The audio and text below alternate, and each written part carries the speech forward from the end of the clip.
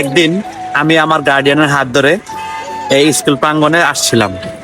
আজকে আমি আমার ছেলেকে নিয়ে আসছি আবার সেই আমার বিদ্যাপীঠে, যেখানে আমি ষষ্ঠ শ্রেণী থেকে অষ্টম শ্রেণী পর্যন্ত লেখাপড়া করেছিলাম। এটি হচ্ছে দাউদকান্দি পৌরসভা উচ্চ বিদ্যালয়, যেটি তুজারভাঙ্গায় অবস্থিত। এই স্কুলটি স্থাপিত হয় 1998 সালে।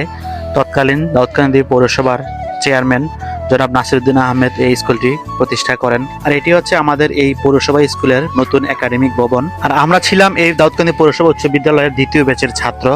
তখন আমাদের সময় শিক্ষক ছিল জনাব Mostafa sir, Zakir sir, Jamshed sir, Mahbub sir, Muzaffar sir, Nasima madam, Shahadat sir সহ আরো অনেকেই ছিল আমাদের সময়। যদি আমার এই ভিডিওটি ভালো লাগে অবশ্যই লাইক, কমেন্টস এবং শেয়ার করবেন।